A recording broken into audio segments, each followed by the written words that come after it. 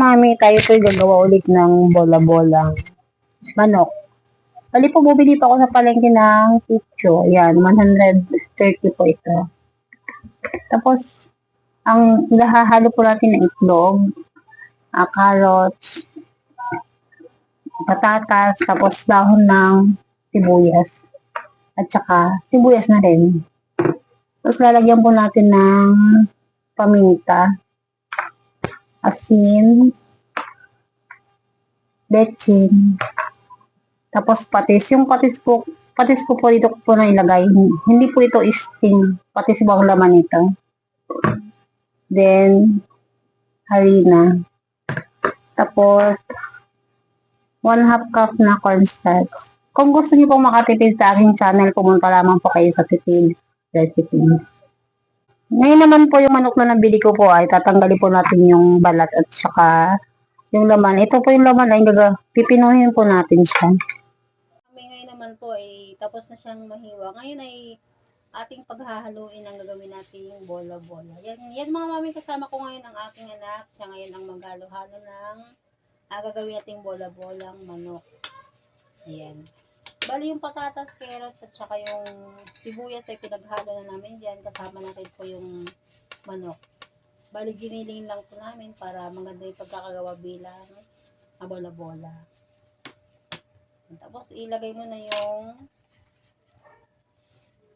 harina, 1/2 cup. 1/2 cup na cornstarch.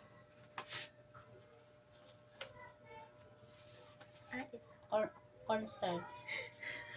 Then isunod naman po natin yung baking powder. Bali kalahati lang po ang ilalagay dyan para po umalsa yung ating gagawing bola-bolang manok. Tapos mga mami, ilalagay na po natin ang pamintang pino. Tapos ang asin, petchin,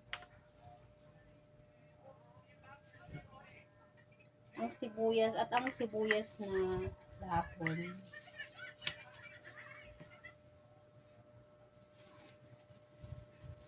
Tapos lalagyan din natin ng itlog para po mamasam na po siya at gagawin natin bola-bola. O, ayan po, nilagay na po yung ating itlog. Ngayon naman po ay ating paghahalo-haluin.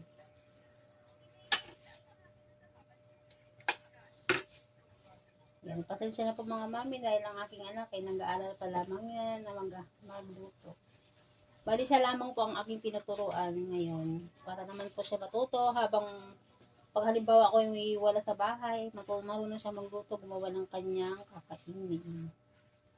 Since pagbasa yung gagawin nating bola-bola manok, ay magdadagdag po na tayo ng flour para po hindi dumikit sa ating mga kamay. Ngayon naman po ay magpo-form tayo ng bola-bola.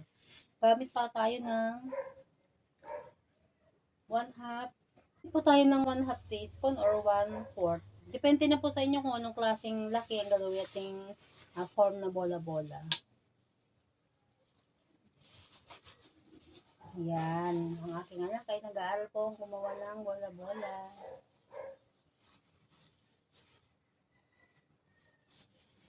Pasensya niyo po mga mami kung ganyan lang po ang kanyang gawa.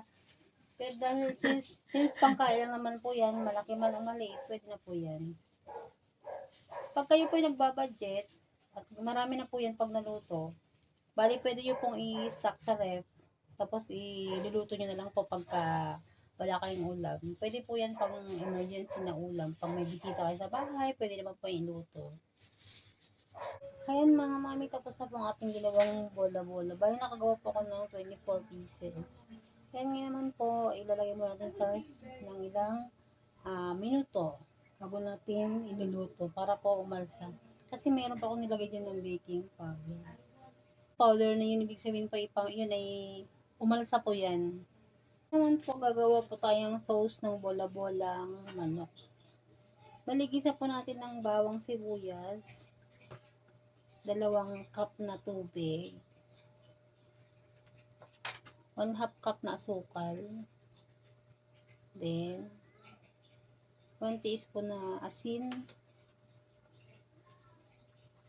isang kutsaritang pamintang durog, then 3 kutsarang toyo. Pagkatapos po 3 kutsarang suka. Tapos lalagyan po yan natin ng siling labuyo. Depende na po sa inyo kung ilan ang gusto nyong anghang. Para sa akin okay na po yung 2 piraso para eksaktong konting anghang lang.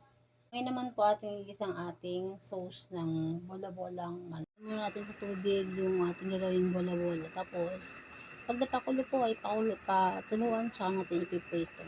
Ayan po, pinakuluan ko muna yung ginawang bola-bola bago po natin iprito. Bali, papatuluan muna natin yan bago natin iprito. Mami, habang pinapatulo natin ang bola-bola, ay tayo naman po ay magigisa ng sauce niyang bola-bolang manok. Ayan mga mami, gisa na natin ng sibuyas. Habang ang manok ay nakapulo pa. Pagkatapos pa natin gumawa ng sauce, saka natin ipiprito ang pinakuluan nating bola-bola kanina. Ay, sibuyas, sanagin natin ang bawang ng tubig. Yung 3 kutsaritang toyo, 3 kutsaritang suka, tablespoon na asin, then pamintang durog, 1 cup na asukal. Tapos po haluin po natin. Pagkatapos lalagyan po natin ng 1 cup na harina. Tapos natin yun naman po, ilalagyan po natin ng siling labuyo para po umanghang siya. Ngayon mga mami, luto na po ang ating sauce ng bola-bolang manok. Ngayon mga mami, piniprito natin ang ginawa nating bola-bola.